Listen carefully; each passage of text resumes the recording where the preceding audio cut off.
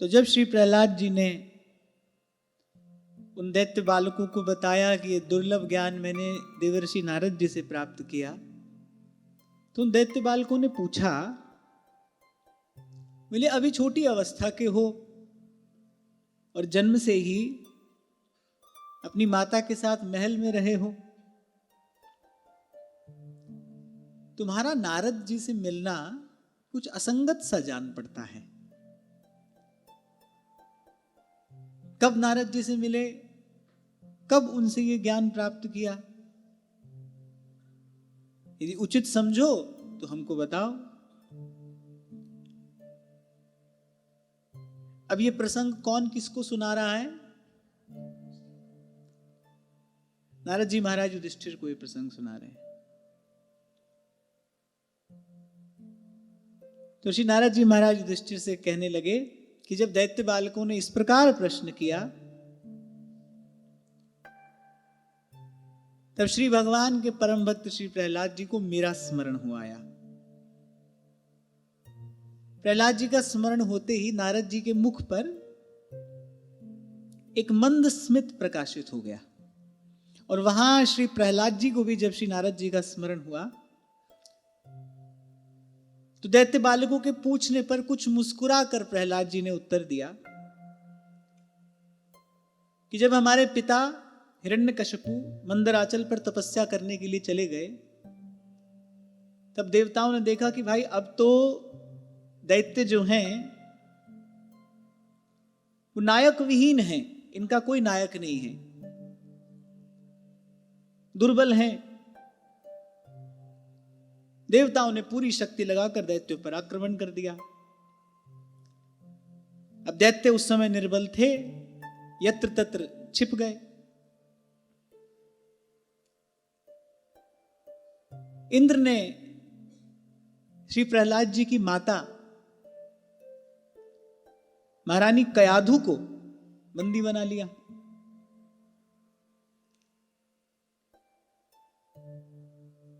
कयाधु रो रही है, विलाप कर रही है। देवराज इंद्र खींच कर लिए जा रहे हैं। मार्ग में नारद जी मिले। उन्होंने कहा कि देवराज, एक तो ये निरपराध है, इसका कोई अपराध नहीं है, और फिर दूसरा ये साध्वी है, ये सती है, साध्वी है, परस्त्री है, निरपराध है। किसी भी दृष्टि से तुमको इस प्रकार इसका तिरस्कार नहीं करना चाहिए। मुंच मुंच महाभाग सती पर परिग्रहम। और ये देखकर लगता है कि जब जब जीव भटक रहा होता है सन्मार्ग से, तब तब संत ही आकर उसको संभालता है। लाग दया कोमल चित संता। नारद जी ने कहा, देवराज जानते नहीं है इसके गर्भ में कौन है। नारद जी ने 4 कारण दिए। सबसे पहले तो ये निरपराध है, इसका कोई अपराध नहीं है। तुम्हारी शत्रुता हिरण्यकशिपु से है, इससे नहीं। पर स्त्री है, फिर साध्वी है, और गर्भवती है। इंद्र ने कहा इसीलिए तो लिए जा रहा हूं कि इसके गर्भ में देवद्रोही हिरण्यकशिपु का अत्यंत प्रभावशाली वीर्य है। प्रसव पर्यंत ये मेरे पास रहे, इसका बालक हो जाएगा, बालक की मैं हत्या कर दूंगा, इसको छोड़ दूंगा।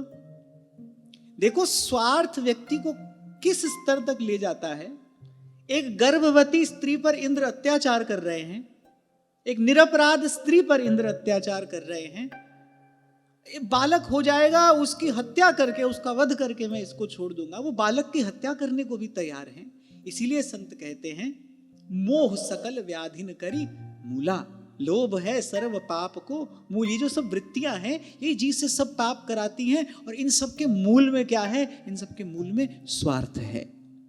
कहां तक पतन करा देता है स्वार्थ व्यक्ति का। कौन कौन सा पाप व्यक्ति स्वार्थ के वश होकर नहीं कर देता, और फिर जन्म जन्मांतर तक दुख भोगता है। कल के प्रसंग में भी आपको मैंने निवेदन किया था, पाप करता है और वो पाप बड़ी देर तक, बड़ी दूर तक जीव के कष्ट का कारण बनता है। जब तक भोग नहीं ले तब तक छूटता नहीं। लोग कहते हैं हम तो भगवान को छोड़कर किसी से नहीं डरते। भगवान से डरने की आवश्यकता नहीं है, भगवान तो बड़े दयालु बड़े कृपालु हैं। पाप से डरना चाहिए।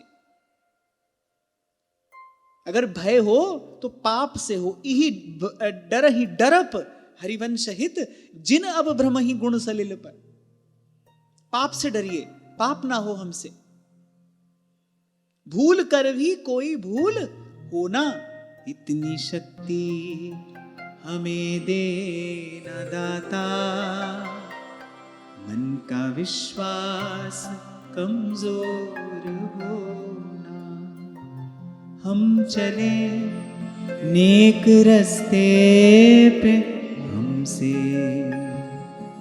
भूल कर भी कोई भूल होना, इतनी शक्ति हमें देना दाता। मन का विश्वास कमजोर हो, भूल कर भी कोई भूल होना। पाप से डरे। पूज्य जी पंडित जी महाराज कहा करते थे कि विष्ठा में लिपटा शूकर आ रहा हो, दौड़ा आ रहा हो, तो व्यक्ति लाख प्रयास करता है ना उससे बचने का कि कहीं छू ना जाए। फिर ऐसे ही पाप से बचना चाहिए, बहुत संभल कर, बहुत सावधान होकर। देखो हम पर बड़ी कृपा है कि हमको सत्संग का आश्रय प्राप्त है। सत्संग की कृपा से विचार प्रसाद स्वरूप हमको बार बार मिलता है, पर भूलना नहीं चाहिए कर्म का बीज यदि पड़ गया फिर तो भाई फल भोगने और भुगतने के लिए प्रस्तुत होना पड़ेगा। फिर उसका कोई उपाय नहीं है, उसका प्रतिकार नहीं किया जा सकता, फिर उसका कोई समाधान नहीं है। इसलिए बार बार निवेदन किया जाता है जिसके जीवन में सत्संग है वो तो कर्म करने से पहले थोड़ा विचार कर ले, पहले ही सावधान रहे। भाई कर देने के बाद फिर कुछ नहीं होगा, फिर तो जो होना है सो ही होगा। जो जस करहि सो तस फल चाखा। तो यह एक छोटी सी बात विचारणीय थी, सो मैंने कही। पर स्त्री का, एक साध्वी स्त्री का, एक गर्भवती स्त्री का इंद्र तिरस्कार कर रहे हैं। उसके गर्भ में बालक पल रहा है, उस बालक की हत्या का विचार देवराज के मन में है। इसके मूल में क्या है? केवल स्वार्थ है। और क्या है? लोभ है। और क्या है? और इन सब के मूल में मोह है। और क्या है? तब देवर्षि नारद ने सावधान करते हुए कहा, अथम निष्किल विषह साक्षान महाभागवतो महान, त्वया न प्राप्स्यते संस्थाम अनंतानुचरो बली।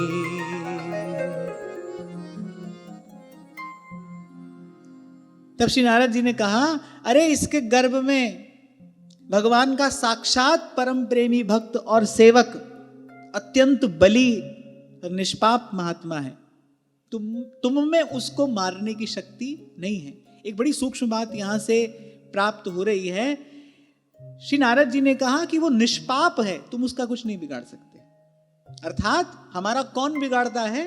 कोई हमारा कुछ नहीं बिगाड़ता, हमारा पाप हमारा कार्य बिगाड़ता है। हमको जो भी हानि पहुंचती है वो अपने पाप से पहुंचती है। कोई हमारा कुछ नहीं बिगाड़ सकता, किसी के पास ये सामर्थ्य ही नहीं है। यहां नारद जी ने जो संकेत किया है बड़ी सूक्ष्म बात है, समझने की है। नारद जी ने कहा तुम उसका कुछ भी नहीं बिगाड़ सकते। क्यों? क्योंकि वो निष्पाप महात्मा है। पाप हमको दुर्बल करता है। नारद जी ने हंसते हुए कहा, अरे तुम लाख प्रयास करो, तुम उनका कुछ नहीं बिगाड़ सकते। नारद जी के मुख से जब ये बात सुनी तो देवराज इंद्र को होश आया। उनको लगा कि भाई ये तो हम गलत मार्ग पर जा रहे थे, ये भूल यदि हो जाती तो फिर इसका दंड भोगने की सामर्थ्य हम में नहीं है। भागवत का अपराध, एक बार को भगवान अपना अपराध तो सह ही लेते हैं। अवगुण करे समुद्र समगिनत ना अपनो जान। अपना अपराध तो भगवान सहते ही हैं। भगवान यदि सहनशील ना हो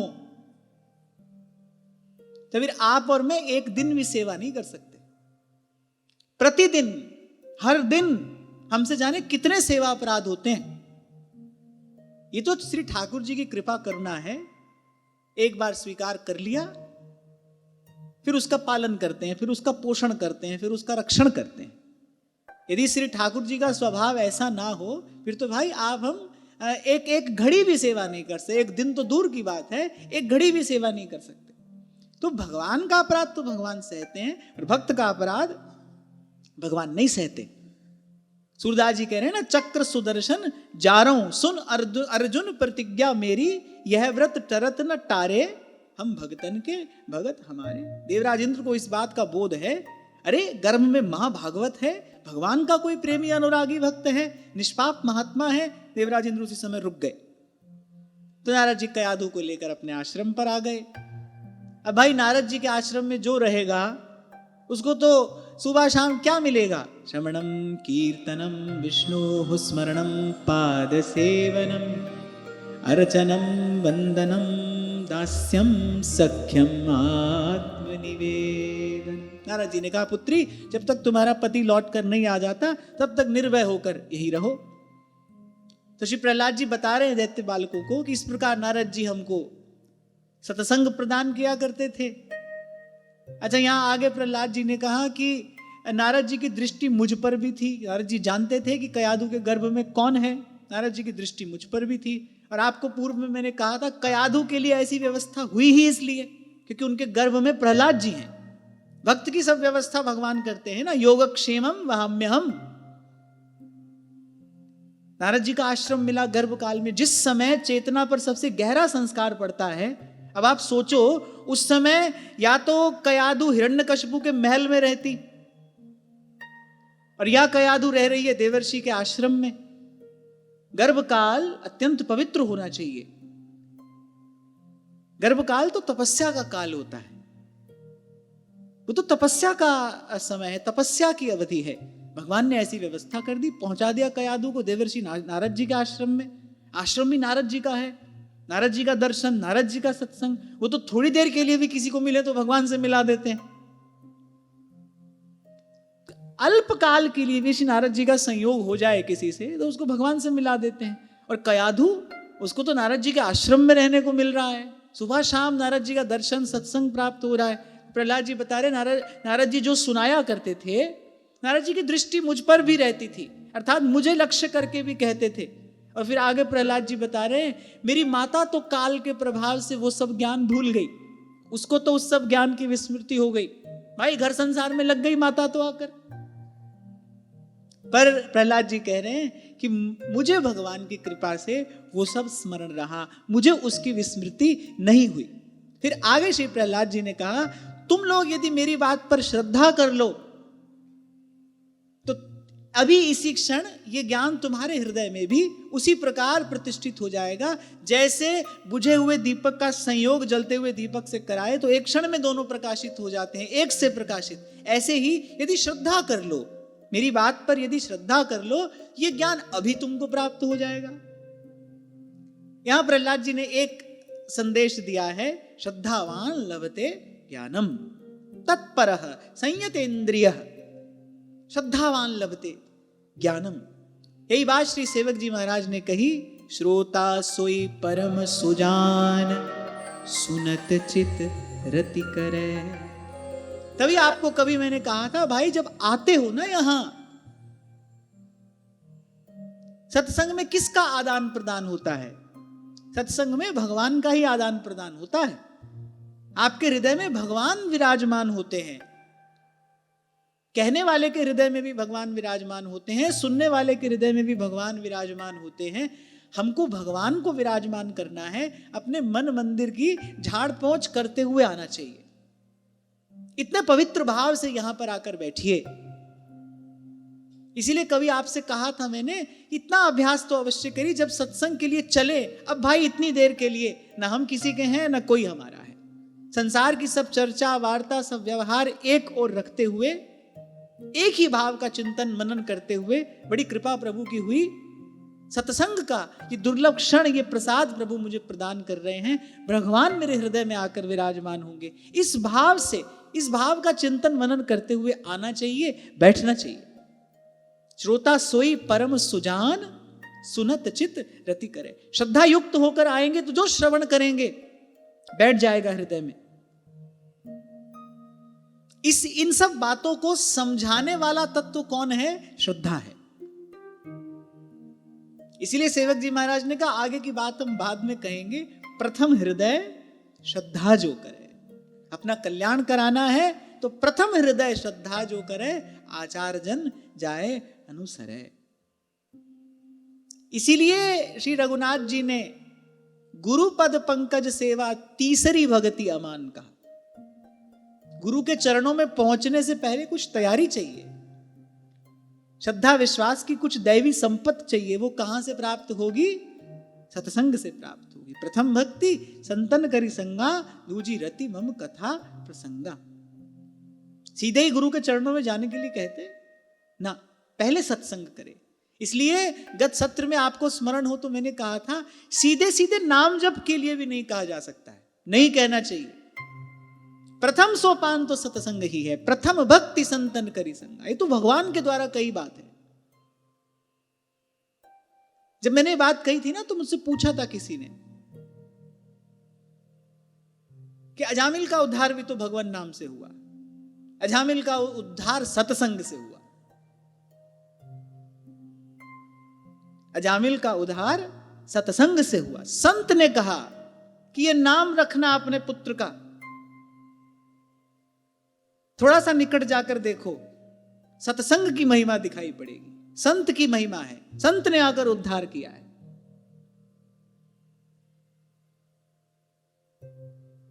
गांठ बांध कर रख लेनी चाहिए ये बात कि जब तब साधु तारसी, नाम में रुचि, नाम में निष्ठा, नाम में प्रीति भी सत्संग का ही प्रसाद है। तो अजामिल का उद्धार सत्संग से हुआ है। संत मिले, संत ने कृपा करके कहा, अरे पढ़ा लिखा है अजामिल, अनपढ़ नहीं है, पढ़ा लिखा था, सब जानता है, पर नितांत विपरीत कर्म कर रहा है, विपरीत क्रिया में लगा है। संत ने आकर देखा, भाई कोई और उपाय नहीं है, इसको सीधे कहें भजन कर लो तो नहीं करेगा। यदि इस समय इसको सीधे कह दिया जाए कि भाई कुछ समय बैठकर माला जप लिया करो, ये नहीं जपेगा, क्योंकि बुद्धि तमोगुण से आच्छन्न हो चुकी है, ये भजन नहीं कर पाएगा।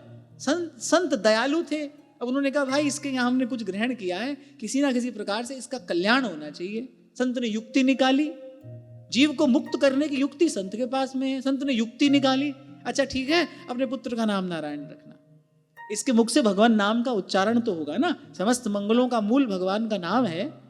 पर आप इस सारी घटना में देखिए, उद्धार कराने वाला कौन है? संत है, सत्संग है। पहला कार्य सत्संग है, प्रथम सोपान सत्संग है। और श्रद्धा युक्त होकर, श्रद्धावान लभते ज्ञानम तत्परः संयतेन्द्रियः, भगवान कह रहे हैं श्री गीता जी में, श्रद्धा युक्त होकर अपनी किंतु परंतु न रहे।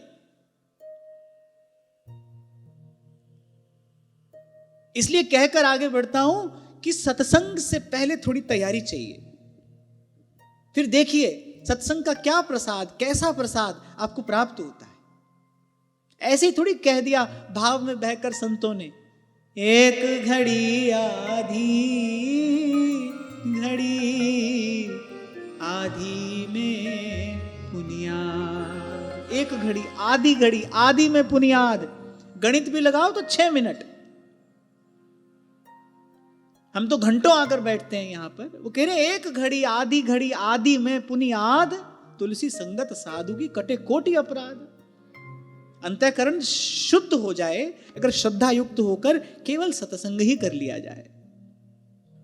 श्रीमद् भागवत में स्पष्ट कहा है, ज्ञाने प्रयासम उदपास्य नमंत एव जीवंति सन्मुखरिताम भवदीय वार्ता। ज्ञान प्राप्त करने के सब प्रयास छोड़कर केवल संत महापुरुषों के निकट रहे और उनके मुख से निसृत होने वाली भगवान की कथा सुनता रहे, इतना ही पर्याप्त है, कुछ और करने की आवश्यकता नहीं। यहां तक कहा ज्ञाने प्रयास अमुदपास्य, सब प्रयास छोड़कर नमंत एव जीवंति सन्मुखरिताम भवदीय वार्ताम। महाराज पृथु कह रहे हैं ना, स उत्तम श्लोक महन मुखच्युतो भवत पदाम्भोज सुधा कणानिलः। वो तो कहते हैं संत के मुख से निकली बात समझ भी ना आए ना, जब कोई बोलता है तो मुख से वायु प्रस्फुटित होती है, कह रहे वो वायु भी लग जाए तो हम जैसे कुयोगी सन्मार्ग पर आ जाए। इसीलिए हे नाथ, स्मृतिं पुनर्विस्मृत तत्व वर्तमना कुयोगिनाम नो वितरत्यलम वरैहि। मैं तो सत्संग के अलावा आपसे कुछ मांगता ही नहीं। सदा सत्संग, सदा सत्संग। हर रोज, प्रतिदिन, नित्य प्रति यही सिद्धांत यहां पर प्रतिष्ठित होगा कि सब रोगों की एक ही औषधि है, सत्संग।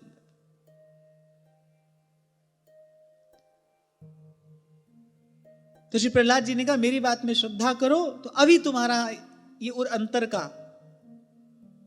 स्थान प्रकाशित हो जाएगा, तुम्हारा ये ज्ञान दीप अभी जल जाएगा यदि मेरी बात में श्रद्धा कर लो तो। पर यहां एक शर्त लगा दी, श्रद्धा हो तो। और सुनने वाला बुद्धिमान तभी कहा जाता है जब श्रद्धा युक्त होकर बैठे, नहीं तो श्रम एव ही केवलम, नहीं तो केवल परिश्रम कर रहा है। और कभी कभी तो ये होता है बुद्धि किंतु परंतु में लगी रहती है, बात समझ में आती नहीं अपनी बुद्धि के कारण, और व्यक्ति कहने वाले में अभाव कर बैठता है। बात तो अपनी बुद्धि के कारण समझ में नहीं आई, अभाव तो अपने भीतर था। अच्छा, अपने भीतर अभाव हो तो बाहर अभाव दिखाई देगा ही। स्वयं में दोष होता है तो फिर बाहर दोष दिखाई पड़ता है, जब भीतर अभाव होता है फिर बाहर भी अभाव दिखाई पड़ता है। तो सुनने की सही विधि है, श्रद्धा युक्त होकर बैठिए कि भाई जो ये कह रहे हैं इसमें इनका अपना कोई स्वार्थ नहीं है, ये तो मेरे कल्याण के लिए कह रहे हैं। भगवान की कृपा से मेरे जीवन में ये क्षण आया है, ये अवसर आया है, मुझे भावपूर्वक, श्रद्धा पूर्वक इसको ग्रहण करना है और तदनुकूल जीवन बनाने का प्रयास करना।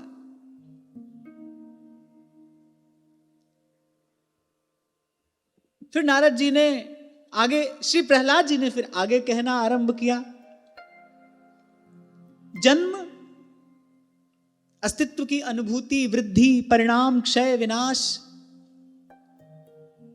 श्री प्रहलाद जी ने कहा लेकिन ये सब शरीर का ही होता है, जन्म भी शरीर का होता है, वृद्धि भी शरीर की होती है, नाश भी शरीर का ही होता है।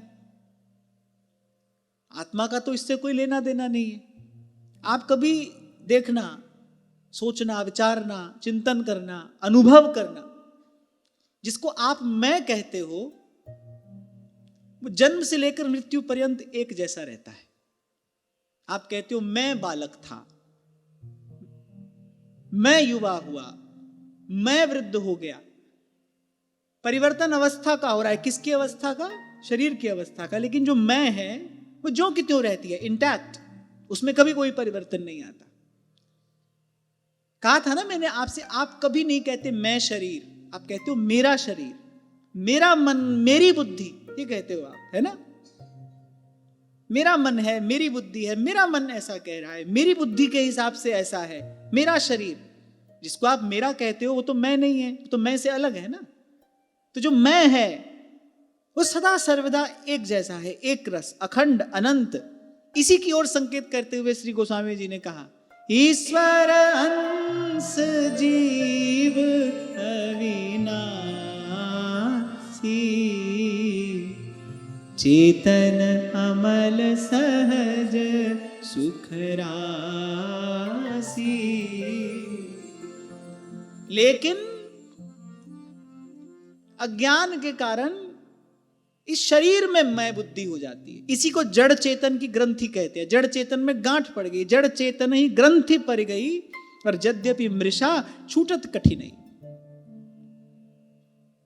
और एक उदाहरण दिया था आपको मैंने कि शरीर के भीतर गांठ हो, कितने ही मखमली बिछौने पर सो, पर नींद तो नहीं आएगी। भीतर की जो गांठ है वो सोने नहीं देगी।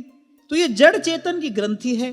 सब सुख सुविधा व्यक्ति जुटाता है लेकिन सुख नहीं पाता है। क्यों? जब तक ये गांठ नहीं खुलेगी तब तक सुख मिलने वाला नहीं है, तब तक सुखानुभूति संभव नहीं।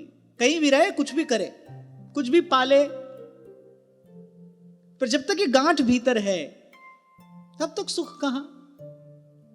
इस ग्रंथि का भेदन हो, समझ आ जाए मैं कौन हूं, मेरा सहज स्वरूप क्या है। क्या है जीव का सहज स्वरूप? जीव प्रभु का नित्य दास है। मैं सेवक सचराचर रूप स्वामी भगवन। अच्छा, जिस भाव में आपकी मान्यता होती है ना, आप उसी के अनुरूप आचरण करने लगते हो। जैसी आपकी मान्यता है आप उसी के अनुरूप आचरण करोगे। कल कह रहा था ना, मान्यता में बड़ा बल है। आपकी स्वयं के प्रति मान्यता क्या है, आप स्वयं को क्या मानते हो। स्त्री मानते हो तो वैसा आचरण होगा, पुरुष मानते हो तो वैसा आचरण होगा, ब्राह्मण क्षत्रिय वैश्य शूद्र मानोगे तो वैसा आचरण होगा।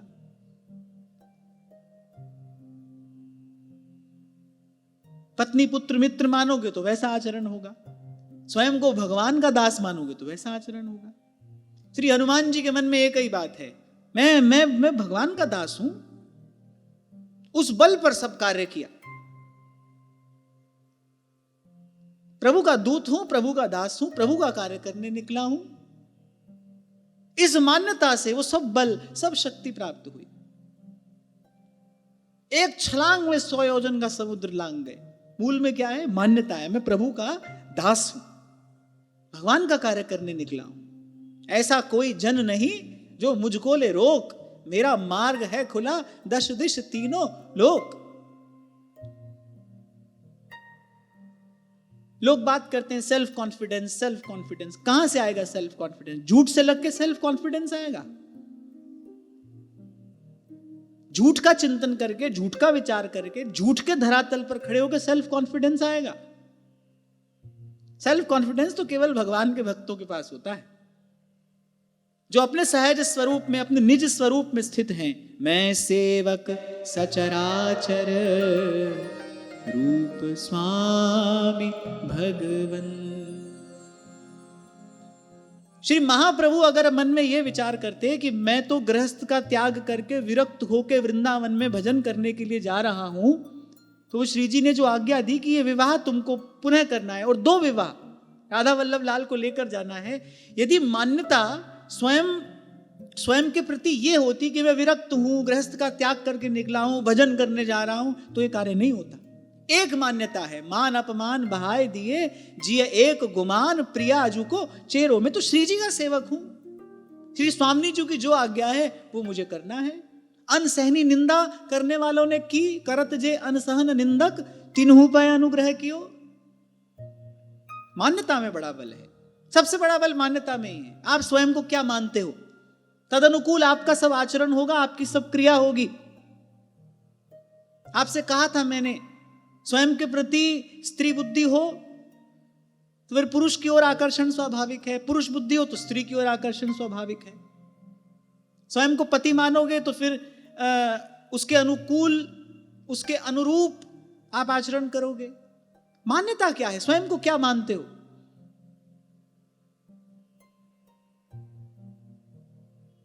श्री हनुमान जी ने कहा अंगद जी से, ये क्या किया तुमने, कैसी बात कह दी थी तुमने रावण की सभा में। उनको लगा कि भाई श्री अंगद जी युवराज हैं, युवा हैं, यौवन में होता है ना बल शक्ति का आधिक्य था उनमें। उन्होंने कहा भाई कहीं ऐसे ही जाकर ओवर कॉन्फिडेंस में तो ये बात नहीं कह दी। रावण बैठा है उस सभा में, इंद्रजीत बैठा है, एक से एक सुभट योद्धा वहां पर बैठे।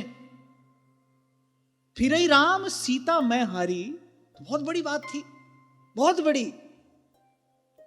यद्यपि दूत का कार्य क्या होता है, जो स्वामी ने कहा है उसको जो का त्यों सामने जाकर सुना दे। जबकि दूत के भी कई प्रकार साहित्य शास्त्र में कहे गए हैं। एक दूत ऐसा भी होता है जो किसी भी प्रकार से स्वामी की बात बना के लौटे। एक होता है बात पहुंचा कर लौटे, एक होता है बात बना कर लौटे।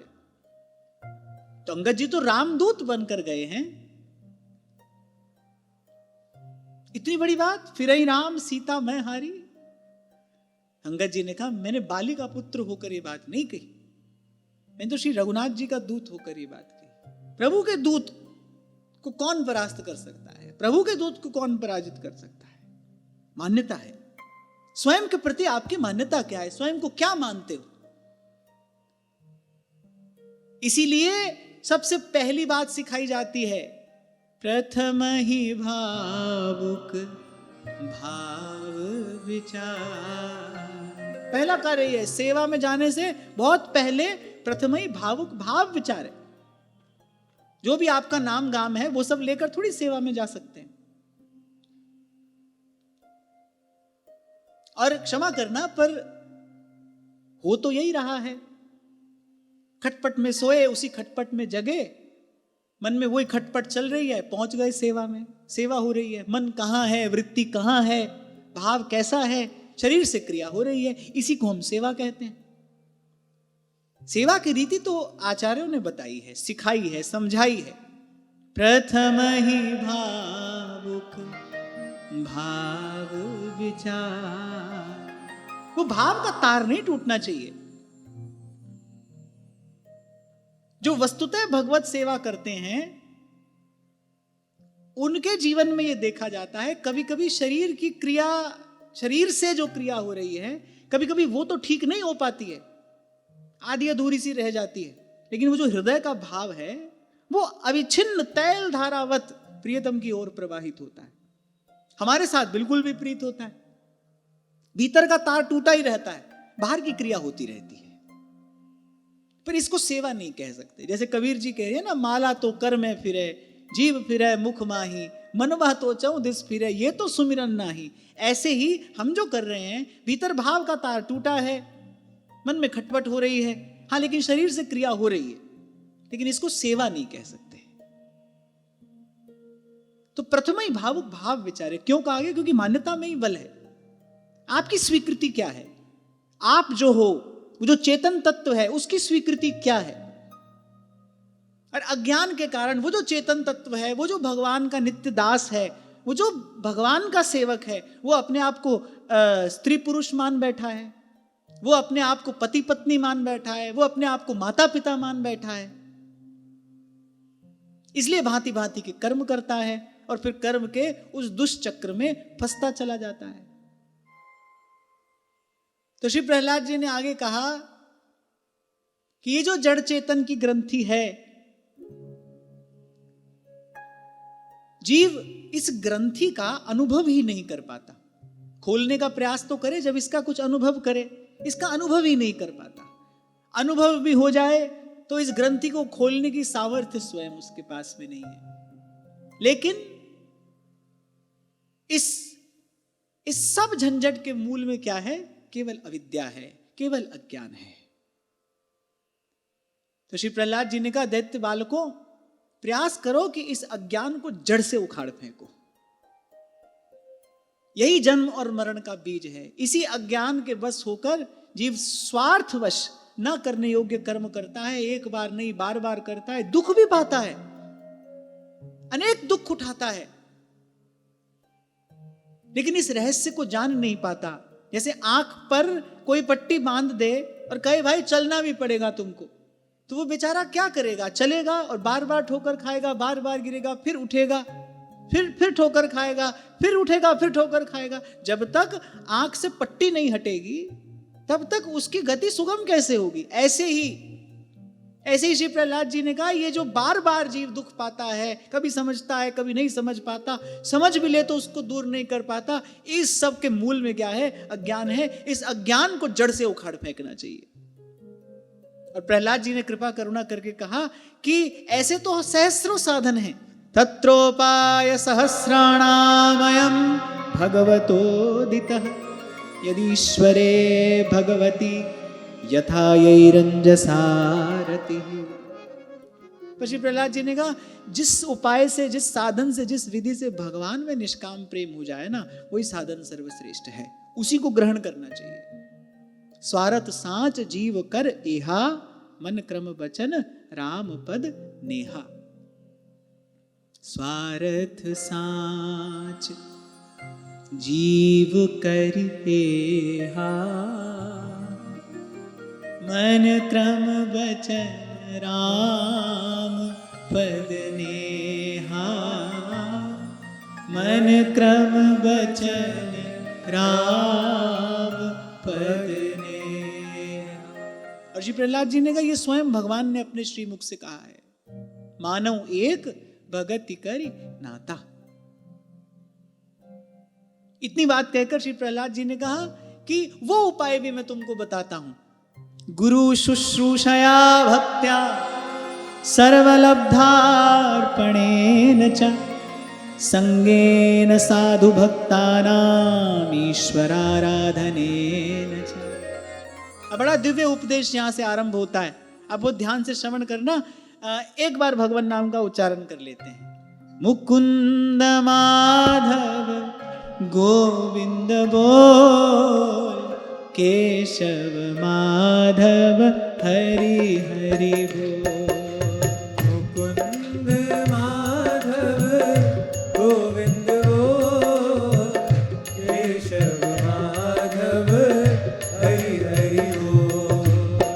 मुकुंद माधव गोविंद बोल, केशव माधव हरि हरि बोल। मुकुंद माधव गोविंद बोल, केशव माधव हरि हरि बोल। राम राम बोल, कृष्ण कृष्ण बोल। राम राम बोल, कृष्ण कृष्ण बोल। राम राम बोल, कृष्ण कृष्ण बोल। राम राम बोल, कृष्ण कृष्ण बोल। केशव माधव गोविंद बोल, केशव माधव गोविंद बोल। केशव माधव गोविंद बोल। केशव माधव गोविंद बोल।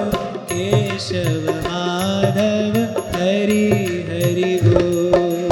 केशव माधव हरि हरि बोल। केशव माधव हरि हरि बोल। केशव माधव हरि हरि बोल। राम कृष्ण हरि जय जय राम कृष्ण हरि। राम कृष्ण हरि जय जय राम कृष्ण हरि। राम कृष्ण हरि जय जय राम कृष्ण हरि। राम कृष्ण हरि जय जय राम कृष्ण हरि। राम कृष्ण हरि जय जय राम कृष्ण हरि। राम कृष्ण हरि जय जय राम कृष्ण हरि। राम कृष्ण हरि जय जय राम कृष्ण हरि। राम कृष्ण हरि जय जय राम कृष्ण हरि। राम कृष्ण हरि जय जय राम कृष्ण हरि। राम कृष्ण हरि जय जय राम कृष्ण हरि। राम कृष्ण हरि जय जय राम कृष्ण हरि। राम कृष्ण हरि जय जय राम कृष्ण हरि। राम कृष्ण हरि जय जय राम कृष्ण हरि। राम कृष्ण हरि जय जय राम कृष्ण हरि। राम कृष्ण हरि जय जय राम कृष्ण हरि।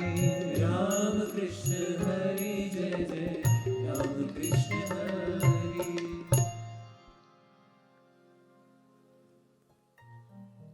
निष्काम भगवत प्रेम प्राप्त करने का जो उपाय श्री प्रहलाद जी ने कहा, उसमें सबसे पहली बात कही गुरु शुश्रूषया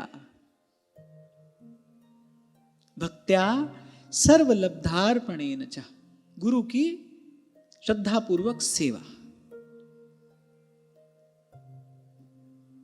सेवा कैसी हो, सेवक कैसा हो,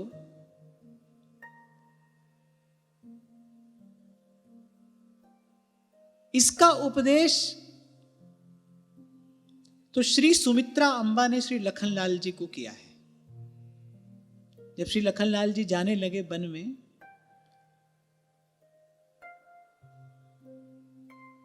तो माता ने सजल नेत्र होकर कहा, पुत्र तू सर्वाधिक बड़भागी है, तुझे नित्य सन्निधि श्री रघुनाथ जी की प्राप्त हो रही है, क्योंकि जहां श्री रघुनाथ जी हैं वहीं अवध है, वहीं सब सुख हैं, और तू सर्वाधिक बड़भागी है। पर सावधान होकर सेवा करना। राग रोष ईर्षा मद मोह, सुपने हूँ जनी इनके बस हो, सकल प्रकार विकार विहाई, मन क्रम बचन करहु सेवकाई, मन क्रम बचन करहु सेवका। एक एक पात्र अद्भुत है वैसे रामायण जी का, अद्भुत। हनुमान जी के माध्यम से जब ये सूचना मिली थी ना, हनुमान जी संजीवनी लेकर आ रहे थे, श्री अवधपुरी पर से जा रहे थे, श्री भरत जी ने बाण चलाया। जब सूचना मिली कि लक्ष्मण जी को वीर घातनी लगी है, और श्री रघुनाथ जी अत्यंत चिंतित हैं, व्याकुल हैं। यहां तक कह दिया था श्री रघुनाथ जी ने कि यदि लक्ष्मण स्वस्थ नहीं होते तो मैं अयोध्या वापस नहीं जाऊंगा। और सुमित्रा माता क्या कहती हैं, श्री रघुनाथ जी के लिए संदेश भेजा कि लक्ष्मण की चिंता ना करें, लक्ष्मण की चिंता ना करें, मैं यहां द्वितीय पुत्र शत्रुघ्न को भेजती हूं, वो प्रभु की सेवा करेगा। प्रभु किसी भी प्रकार की चिंता न करें, ऐसा कोई भाव अपने मन में ना आने दें। लक्ष्मण को वीर घातनी लगी है, अरे उसका जीवन ही आपकी सेवा के लिए है, और जीवन की उपयोगिता क्या है? मैं दूसरे पुत्र को भेजने के लिए तैयार हूं। तो जब श्री लखनलाल जी जा रहे थे तो माता ने कहा, बेटा सेवा करना, पर सेवा कैसे करना? राग रोष ईर्षा मद मोह, 5 बात कही, राग रोष ईर्ष्या मद और मोह। सुपने हूं जनी इनके बस हो, अपने मन चित्त पर कभी स्वप्न में भी इनमें से किसी विकार का अधिकार मत होने देना। सकल प्रकार विकार विहाई, मन क्रम वचन करहु सेवकाई। इसीलिए कहा है सबते सेवक धर्म कठोरा। सेवा सेवा कहना सरल है, सेवा कैसी होती है? यहां श्री प्रहलाद जी ने निष्काम प्रेम प्राप्ति के लिए सबसे पहला उपाय बताया है, गुरु की श्रद्धा पूर्वक सेवा। पर सेवा होती कैसी है? यहां एक प्रकार से श्री सुमित्रा अम्बा ने उपदेश किया है, सेवा में बाधक क्या है। पहले तो कहा राग, किसी में भी आसक्ति होगी, वो किसी में आसक्ति आपको स्वामी की सेवा सुचिता पूर्वक सावधानी पूर्वक नहीं करने देगी। किसी में भी अगर राग हुआ, किसी में भी अगर आसक्ति हुई, तो मन का एक हिस्सा तो उसी के पास रहेगा। पूरे मन से सेवा करोगे कैसे? यही तो हमारे साथ में होता है। ठाकुर जी की सेवा कर रहे हैं, कहने को सेवा कर रहे हैं, थोड़ा मन पति के पास है, थोड़ा पत्नी के पास, थोड़ा बच्चों के पास, थोड़ा दुकान के पास, थोड़ा व्यापार के पास। कहां होती है मन से सेवा? मन तो यहां वहां लगा है। सबसे पहला बाधक तत्व क्या है सेवा में? राग। और आपसे मैंने कभी कहा था, आसक्ति जीवन को पवित्र रहने ही नहीं दे सकती। किसी में भी आपकी आसक्ति हुई तो जीवन में पवित्रता नहीं रहेगी। जो संकल्प की पवित्रता चाहिए, जो विचार की पवित्रता चाहिए, जो भाव की पवित्रता चाहिए, वो नहीं रहेगी। क्यों? क्योंकि किसी में राग हुआ तो किसी में द्वेष होगा ही होगा। स्वाभाविक है, ये तो प्रकृति है।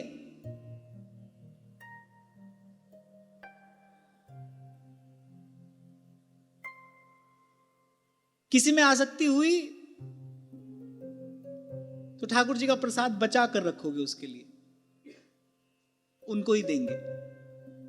ये तो बड़ा अपराध है। प्रसाद का अधिकारी कौन है? जो सामने आ जाए वही प्रसाद का अधिकारी। ऐसा नहीं किया जाता प्रसाद वितरण में।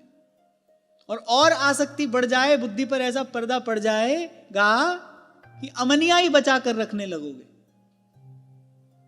एक छोटा सा उदाहरण दिया है मैंने, आसक्ति क्या क्या कराती है, कैसे आचरण को अपवित्र कर देती है। तो किसी में भी राग हुआ तो मन रहेगा उसके पास, सरल शब्दों में कहें, बहुत अधिक विचार न करें, तो किसी में भी आसक्ति हुई तो मन उसके पास रहेगा। और यह जो एक मन, आप सोचकर देखिए, एक बार उस स्थिति का आप विचार करिए। दाल बना रहे हैं, श्री महाप्रभु जी अमनिया सिद्ध कर रहे हैं। व्यास जी ने कोई बहुत अनुचित बात नहीं कही थी। व्यास जी ने कहा आप साथ साथ चर्चा करते रहिए, साथ साथ दाल बनती रहेगी। हम तो प्राय करके ऐसा ही करते हैं, साथ साथ ये काम भी होता रहा, साथ साथ वो काम भी होता रहा। महाप्रभु जी मुस्कुराए, बोले यही तो आपका झंझट है। यह जो एक मन बहुत ठौर करी, कहो कौन सच उपाय। मन एक है, एक समय पर एक ही स्थान पर लगता है, लगना चाहिए। मैं तो कभी कभी इस घटना का चिंतन करता हूं, कैसी परिष्कृत भावना है सेवा की। चूल्हा ठंडा कर दिया, वो तपेली उतार दी, व्यास जी से पहले चर्चा कर रहे हैं। क्योंकि भाई आपसे चर्चा करेंगे तो आपको थोड़ा मन देना पड़ेगा। दोनों के साथ अन्याय होगा, न सेवा ठीक से हो पाएगी, न चर्चा ठीक से हो पाएगी। दोनों के ही साथ अनुचित हो जाएगा। पहले आपसे चर्चा कर लेते, क्योंकि आप बड़े अधीर हो रहे हैं, पहले चर्चा कर लेते। अब किसी में आसक्ति ही हो, व्यास जी तो अतिथि हैं, आए हैं, पर अगर किसी में आसक्ति है फिर तो भाई सदा सदा मन उसी के पास रहेगा। आसक्ति का तो स्वभाव है, आसक्ति से बड़ा कौन सा बंधन है। अच्छा, एक और बात मैं यहां पर कहूं, बहुत सारी आसक्तियों को तो हम केवल कर्तव्य का नाम देकर अपने भीतर स्वीकार किए रहते हैं, उसको पकड़े रहते हैं। भाई हमारा बालक है, इसके प्रति हमारा कर्तव्य है, पति है इसके प्रति कर्तव्य है, पत्नी है इसके प्रति कर्तव्य है। इनके प्रति कर्तव्य के प्रति आप इतने सावधान हो। अरे गर्भ में जिसको वचन दिया था, जिसके प्रति सच्चा कर्तव्य है, भगवान के प्रति भी तो कोई कर्तव्य है। करुणा करके भगवान ने ये नर देह दिया है, भारत भूमि पर जन्म दिया, सत्संग सेवा सुमिरन का ये सुयोग बनाया, भगवान के प्रति कोई कर्तव्य नहीं है? प्रभु के प्रति भी तो कर्तव्य है ना। तो बहुत सारी अपनी दुर्बलताओं को हम ऐसे सुंदर सुंदर नाम दे देते हैं और उनको जीवन भर दूर करने का प्रयास नहीं करते। अब बताओ, हम जितने लोग सेवा कर रहे हैं, क्या कोई भी राग मुक्त है? कोई भी राग मुक्त है? नहीं है। तो माने कहने को सेवा है ना भाई, होने को सेवा है नहीं।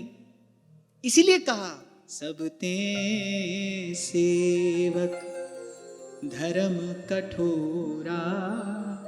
इसलिए मैंने कहा केवल कहकर आगे नहीं बढ़ जाऊंगा। यहां तो श्री प्रहलाद जी ने इतना ही कहा, गुरु शुश्रूषया, गुरु की श्रद्धा पूर्वक सेवा। पर सेवा होती क्या है, कैसी होती है सेवा? तो वो प्रसंग स्मरण आया। श्री सुमित्रा अम्बा ने कहा, बेटा ऐसे सेवा करना, सकल प्रकार विकार विहाई, मन क्रम वचन करहु सेवकाई। सेवा करनी है तो फिर ऐसी करना। तुम्हारे समान कौन बड़भागी है? तुम्हें श्री भगवान ने अपनी नित्य सन्निधि प्रदान की है, प्रभु संग लेकर जा रहे हैं, छाया की तरह प्रभु के संग रहोगे। सावधान होकर सेवा करना। और सेवा में सबसे पहला बाधक क्या है? राग। माता ने ये इसलिए कहा कि पीछे मन न दिए रहना, माता में पत्नी में तुम्हारा मन न रहे।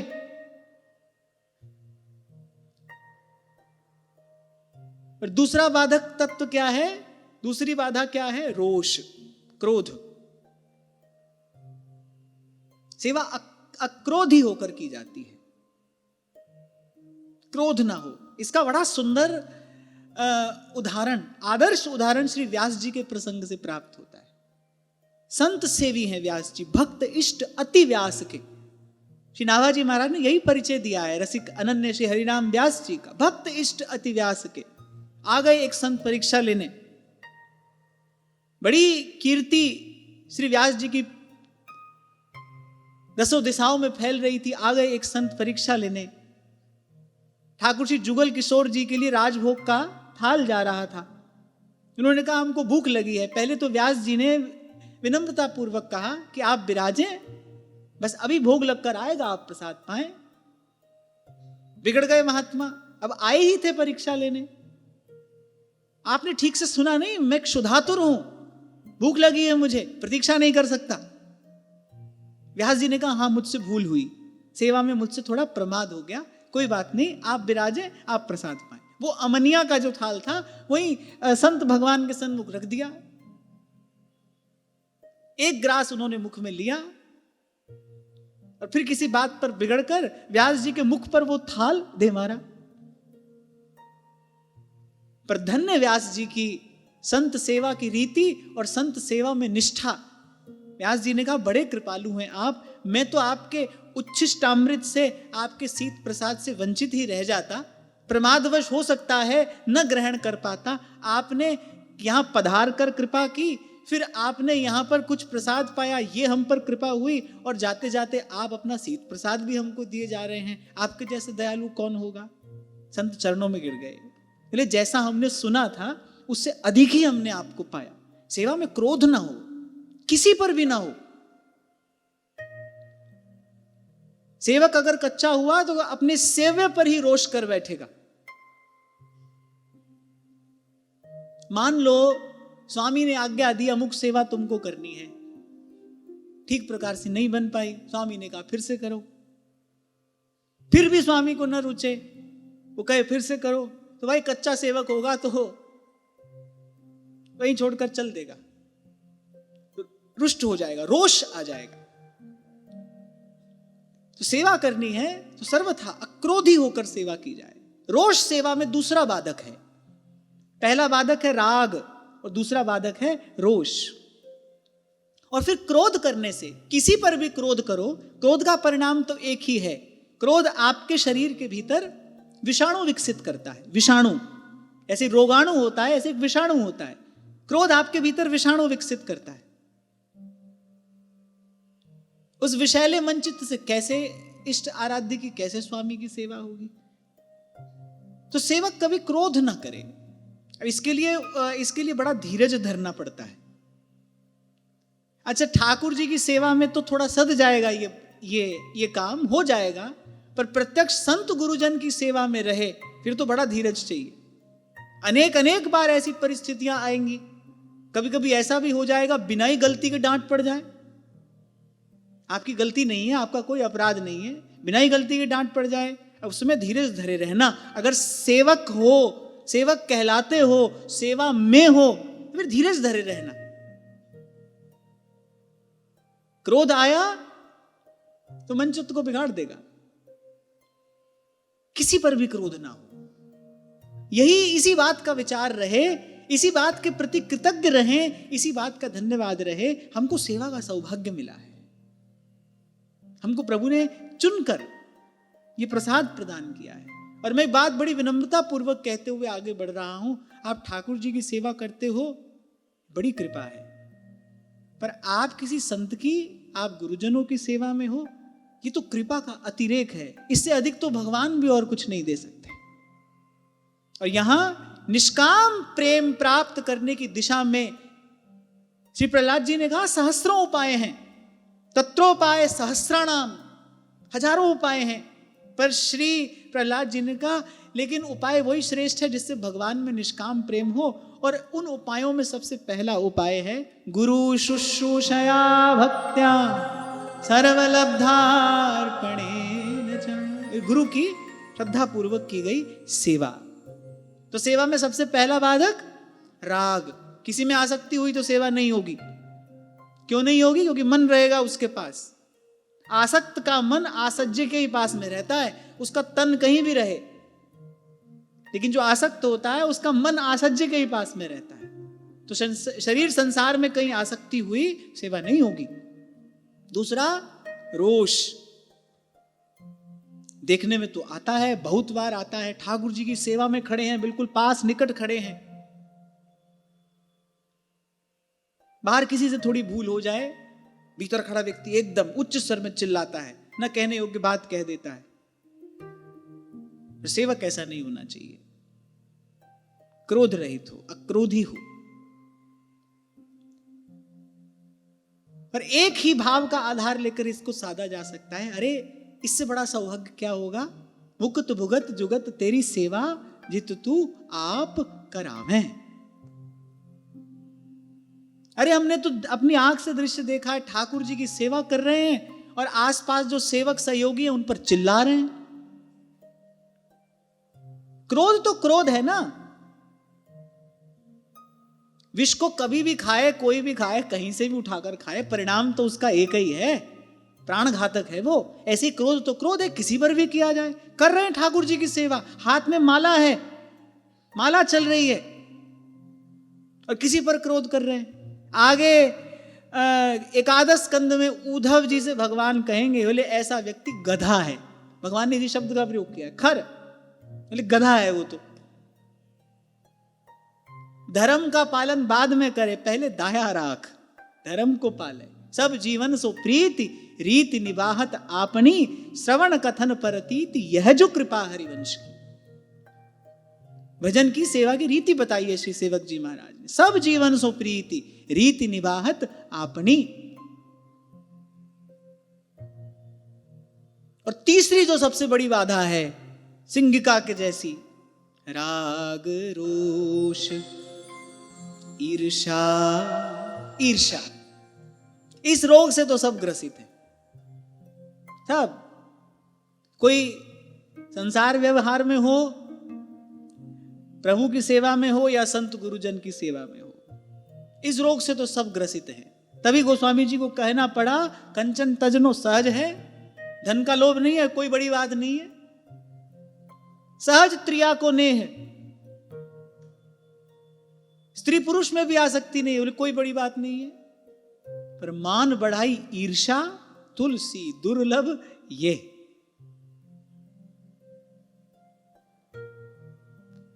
ये सबसे बड़ी बाधा है, राग रोष ईर्षा। कोई दूसरा सेवा करने लगेगा, आपसे अधिक सेवा करने लगेगा, आपसे अच्छी सेवा करने लगेगा, आपको ईर्षा होने लगेगी। और जब होने लगे तब दर्पण के सामने जाकर खड़े होना और कहना कि जिसकी सेवा हम कर रहे हैं, प्रेम हमारा उससे है या स्वयं से है। अगर जिसकी सेवा कर रहे हैं उससे प्रेम है, तो फिर तो भाई कोई दूसरा उसकी सेवा करे, अच्छी सेवा करे, तो प्रसन्नता होनी चाहिए। ऐसा कहां होता है, कहां हो पाता है? नहीं हो पाता है। मान बढ़ाई ईर्षा, तुलसी दुर्लभ ये, इसके मूल में क्या है? सूक्ष्म अभिमान है। हमसे श्रेष्ठ कोई कैसे हो सकता है, हमसे अधिक किसी को कैसे प्राप्त हो सकता है? इसके मूल में सूक्ष्म अभिमान है। यद्यपि इससे मुक्त होने का उपाय भी सेवा में ही है। मुक्त होने का उपाय भी सेवा है। निरभिमानता सेवा से ही आएगी, आते आते आएगी। पर यहां यह बताया जा रहा है भाई ये सब सेवा के बाधक हैं, राग रोष ईर्षा। पूज्य श्री पंडित जी महाराज के चरित्र में मैंने पढ़ा, पंडित जी की तो श्री रास बिहारी में अनन्य निष्ठा थी, क्योंकि उनको श्री ठाकुर जी की अनुभूति श्री रास बिहारी की ही कृपा से हुई। एक बार अगर कोई श्री ठाकुर जी का स्वरूप बन गया तो आजीवन पूज्य श्री पंडित जी महाराज उनको उसी स्वरूप में ही देखते थे, उसी प्रकार भावना उनके चरणों में रखते थे। लेकिन यह देखा गया कि पूज्य श्री पंडित जी ने अपने अनुगतों को वैसा करने की आज्ञा नहीं दी। अपने अनुगतों को वो यही कहते थे कि जब श्री स्वरूप सरकार लीला करते हो बस उसी समय उनका दर्शन करो, उसके बाद नहीं। बस वहीं पर उनको प्रणाम करो, उसके बाद नहीं। तो एक बार उनके एक अंतरंग सेवक ने उनसे पूछा कि आपकी निष्ठा तो बड़ी विलक्षण है, हम दर्शन करते हैं, अब बताओ अपनी बाल्यावस्था में कोई श्री ठाकुर जी का स्वरूप बना, वो वृद्ध हो जाए, तब भी पूज्य श्री पंडित जी उनके प्रति वैसा ही भाव रखते थे। वो यदि आते थे दर्शन करने तो उनको कभी प्रणाम नहीं करने देते थे, अपितु उनको ही प्रणाम करते थे, ऊंचे आसन पर उनको बैठाते थे, बड़े लाड़ प्यार से उनकी सेवा करते थे। तो उनके एक अंतरंग शिष्य ने, उनके एक अंतरंग सेवक ने उनसे कहा, आपकी निष्ठा तो बड़ी विलक्षण है, पर हमको आप केवल जब लीला में स्वरूप सरकार हो तभी आप सेवन वंदन प्रणाम करने के लिए कहते हैं, ऐसा क्यों? पूज्य श्री पंडित जी महाराज मुस्कुरा दिया। अब ये बात किसी अंतरंग सेवक ने पूछी थी तो हृदय खोलकर उन्होंने कहा कि हमारो भाव तो एक रस रहो, श्री ठाकुर जी के स्वरूप में हमारो भाव तो एक रस रहो, और प्राणनाथ की कृपा से रहो आवे, आज तक भी वही है। पर यदि तुमको हम याई मार्ग पे चलाए दें तो कल यदि श्री रास बिहारी की काऊ और सेवक में अधिक प्रीति हो गई तो तुम्हारो रास बिहारी में अभाव है जाएगा। माने कि जो भाव हमने धारण किया, शायद अभी वो भाव धारण करने की तुम्हारी सामर्थ्य नहीं है। अब क्या है ना, रास बिहारी स्वरूप की सेवा में तो नित्य नए सेवक आते हैं। बोले किसी ने तुमसे अधिक सेवा कर दी, उसकी ओर श्री ठाकुर जी का रुझान अधिक हो गया, बोले तुम्हारे मन में ईर्षा असूया का भाव आएगा, तुम्हारा मन चित्त अस्वस्थ हो जाएगा। तुमको अपना जानकर अपना मानकर ही मैंने ऐसे कहा कि जब श्री स्वरूप सरकार लीला में हो, बस उसी समय उनको प्रणाम करो, उसी समय उनकी सेवा करो। कहने का तात्पर्य यहां ये है, बड़ी स्वाभाविक बात है, ऐसा हो जाता है, पर यह है सेवा में बाधक। इससे मुक्त होना है, इसको स्वीकार नहीं करना है।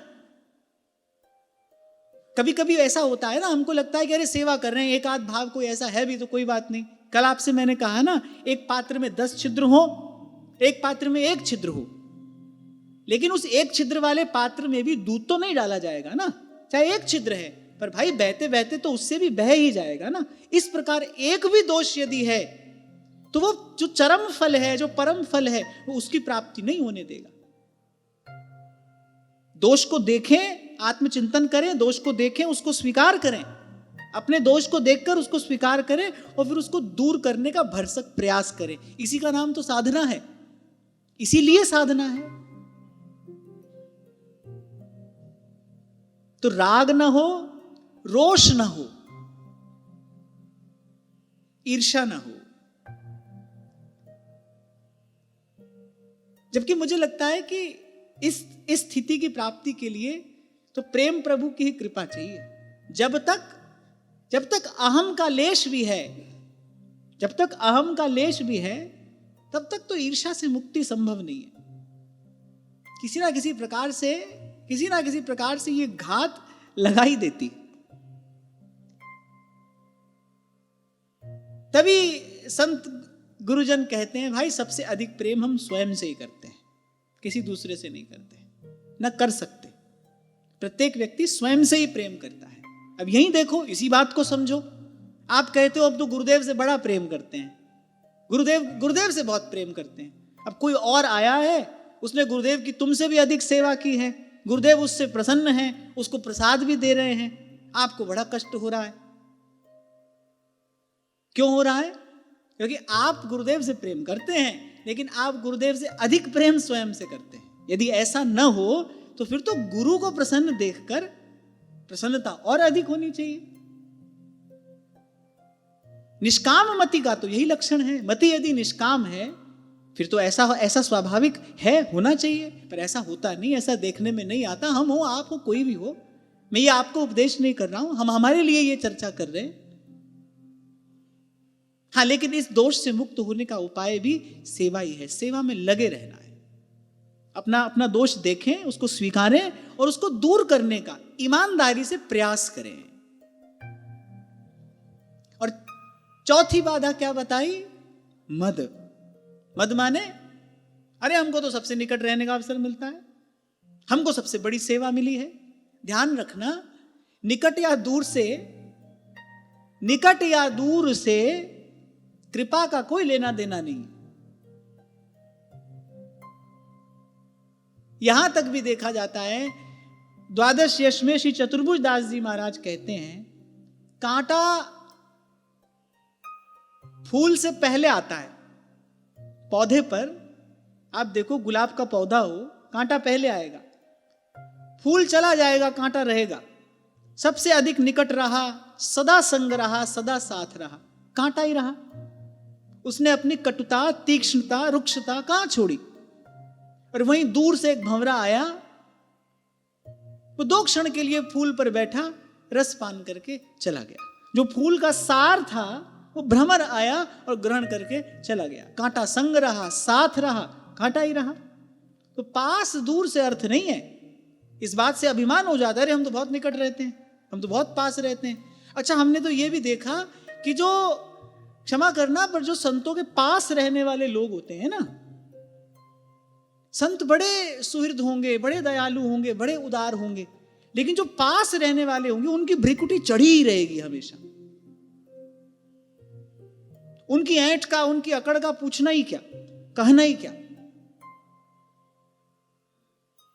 जैसे अस्पताल में जाओ तो डॉक्टर साहब तो बड़े सौम्य होते हैं भीतर, वो जो बाहर पर्ची बना रहा होता है ना व्यक्ति,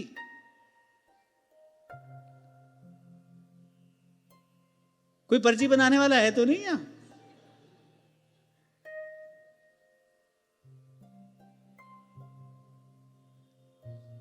माने हमको कई बार ऐसा अनुभव हुआ, तो वो जो बाहर पर्ची बनाने वाला होता है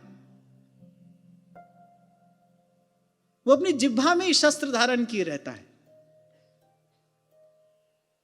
तो ये देखने में आता है। संतों गुरुजनों के पास रहने वाले भी बहुत देखा हमने।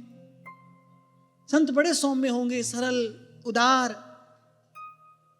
लेकिन जो पास वाले हैं, जो निकट वाले हैं, उनका आचरण, उनका स्वभाव सर्वथा विपरीत देखा जाता है। क्या कारण है? मद। हम बहुत निकट हैं, हम इतने समय से सेवा में हैं, हमने इतना समय सेवा की। चंदन की लकड़ी लाद दो गधे पर उसके लिए वो क्या है? बोझ ही तो है। उससे अधिक उसके पास योग्यता ही नहीं है। ना उसको चंदन की शीतलता से कोई लेना देना है, ना उसको चंदन के किसी अन्य गुण से कोई लेना देना है। उसके लिए तो बोझ है। जैसे और बोझ उठाता है वैसे उसने ये भी उठाया है। ऐसे ही अभावग्रस्त व्यक्ति को उसको कहीं भी किसी के भी पास छोड़ दो। सेवा का प्रसाद तो दैन्य है। जितनी सेवा करता चला जाए उतना दीन, उतना विनम्र होता चला जाए। कौन करेगा हनुमान जी जैसी सेवा? भगवान कह रहे हैं, सुन कपितो ही उऋण मैं नाही। शील निधान श्री रघुनाथ जी कह रहे हैं, प्रति उपकार करो का तोरा। यहां तक कहा श्री भगवान ने, सन्मुख होई न सकत मन मोरा। मैं दृष्टि नहीं मिला सकता हूं तुमसे। अच्छा, किसी ने पूछा श्री रघुनाथ जी से, प्रभु सबकी ओर देखते हैं, हनुमान जी की ओर नहीं देखते। हनुमान जी सदा चरणों में बैठे रहते हैं, हनुमान जी की ओर देखते नहीं प्रभु। तो करुणा सागर प्रभु उत्तर देते हैं कि जिससे ऋण लिया हो और आपके पास ऋण चुकाने की सामर्थ्य भी ना हो, आपको पता हो कि आप सदा ऋणी ही रहेंगे, तो उनसे दृष्टि नहीं मिलाई जाती, उनकी ओर दृष्टि उठाकर देखा नहीं जाता। ये शिष्टाचार है। भगवान कह रहे हैं, जिससे आपने ऋण लिया है और आपको पता है कि आप ऋण चुका नहीं सकते, आपको सदा ऋणी रहना है, तो उसकी ओर दृष्टि उठाकर कैसे देखें? बोले इसीलिए इनकी ओर हम दृष्टि उठाकर नहीं देख सकते। श्री ठाकुर जी कह रहे हैं, सन्मुख होई न सकत मन मोरा। अच्छा, जैसे ही हनुमान जी ने यह सुना, हनुमान जी तो त्राही त्राही कर उठे। त्राही त्राही भगवंत शरण परे प्रेमाकुल। त्राही त्राही भगवंत, ये क्या कह रहे हैं आप? नाथ न कछु मोरी प्रभुताई, सो सब तब प्रताप रघुराई। सो सब तब प्रताप रघुराई। सेवा मिली है, ये तो सौभाग्य है। हमको चुना प्रभु ने। अरे प्रभु चाहे ये कार्य किसी से भी कराएं। जिनकी मात्र कृपा दृष्टि से सकल विश्व को पलते देखा, उनको किसी की आवश्यकता नहीं है।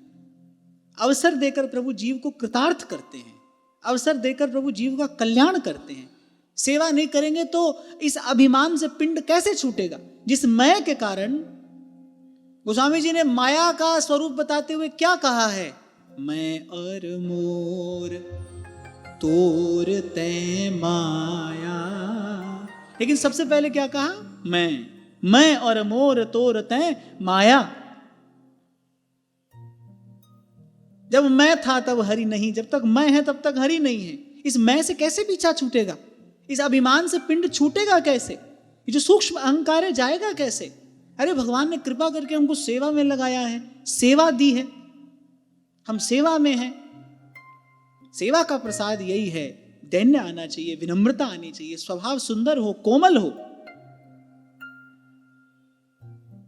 श्री सनकादिक ने क्या कहकर जय विजय को श्राप दिया? वैकुंठनाथ के सेवक ऐसे नहीं होने चाहिए। तुम्हारा स्वभाव इतना कठोर कैसे हो सकता है? तुम भगवान के सेवक हो, वैकुंठनाथ के द्वार पर हो, सबसे निकट रहते हो भगवान के, ऐसा व्यवहार तुमको शोभा नहीं देता। अच्छा, सनकादिक ने यह कहा, ऐसा व्यवहार करते हो भगवान के पास रहने योग्य नहीं हो, जाओ। दूर कर दिया। क्रोध, मद कर तो रहे हो, पर भूलना नहीं, किसी दिन बात बिगड़ जाएगी, दूर हो जाओगे प्रभु से, सेवा से दूर हो जाओगे। प्रभु कुछ नहीं कहते ना करते, लेकिन ये जो प्रकृति है, ये जो भगवान की ये जो शक्ति है, ये सतत अपना कार्य करती है, और सेविका है सतत सावधान रहकर अपना कार्य करती है। ये सब विकार हुए तो दूर कर दिए जाओगे सेवा से, इसलिए सावधान। इसीलिए सुमित्रा अम्बा ने श्री लखनलाल जी को कहकर भेजा, बेटा सबसे निकट रहेगा, सबसे अधिक सावधान तुझे रहना है। प्रभु की कृपा से तुझे यह अवसर प्राप्त हुआ है सबसे निकट रहने का। कितने दयालु हैं श्री रघुनाथ जी, तुझ पर कैसी कृपा है, तुझ पर कैसा वात्सल्य है उनका, तुझे अपने सदा संग रखना उन्होंने स्वीकार किया है। सकल प्रकार विकार विहाई, सकल प्रकार विकार विहाई, सब प्रकार के विकारों को छोड़कर मन क्रम बचन करहूं सेवकाई, मन क्रम बचन करहूं सेवकाई। मनसा वाचा कर्मणा, केवल सेवक के ही भाव में स्थिर रहना। मैं सेवक हूं। सेवक की अपनी कोई इच्छा नहीं होती, अपनी इच्छा है तो सेवा कर नहीं पाएगा। जब ताई दोई मन दोई रुचि, श्री दुर्दास जी कह रहे हैं सिद्धांत विचार में, जब ताई दोई मन दोई रुचि, तब ताई प्रेम कहां पाइए। जब तक दो मन है, दो रुचि है, तब तक कैसे प्रेम, और प्रेम के अभाव में सेवा संभव ही नहीं है। प्रेम नहीं हुआ, केवल सेवा की क्रिया हुई, तो राग भी होगा, रोष भी होगा, ईर्ष्या भी होगी, मद भी होगा और मोह भी होगा। और अंतिम बात कही, मोहू। अपने आप को कुछ समझ मत बैठना, जो है प्रभु की कृपा है, प्रभु का प्रसाद है। आपसे कहा था मैंने, कभी कभी कोई आपसे लेकर भी आपको दे ही रहा होता है, कोई आपसे सेवा स्वीकार करके आपको सेवा का अवसर दे रहा है। अगर सोचो लेने वाला कोई हो ही नहीं, तो देने का सुख मिलेगा कैसे। देकर सुख मिलता है, देकर तृप्ति मिलती है, पर अगर कोई लेने वाला ही ना हो, तो वो देने का जो सुख है, देने की जो तृप्ति है, वो अनुभव में ही कैसे आए। तो वो लेने वाला दिख रहा है लेता हुआ, अरे पर वस्तुतः वो आपको दे रहा है, और एक भौतिक वस्तु लेकर वो आपको आत्मिक सुख प्रदान कर रहा है। आप जो वस्तु दे रहे हो वो छोटी है, वो जो आपको दे रहा है वो बड़ी है। आपने किसी भूखे को भोजन कराया, आपको तृप्ति हुई, आपको मन में एक अद्भुत सा सुख अनुभव हुआ। आपने क्या दिया? भोजन की थाली। उसने आपको क्या दिया? वो आत्मिक सुख। कौन बड़ा है देने वाला? जो आपसे ले रहा है ना, वो बड़ी वस्तु आपको दे रहा है। जब आंख से अज्ञान का पर्दा हटता है, तब समझ में आती है ये बात, तब ये सब दिखाई पड़ता है। यहां माता ने अंत में कहा, मोह के वश मत हो जाना। मोह के वश होते ही क्या होता है? भगवत विस्मृति होती है, अपना स्मरण होने लगता है, अपनी सत्ता का अनुभव होने लगता है।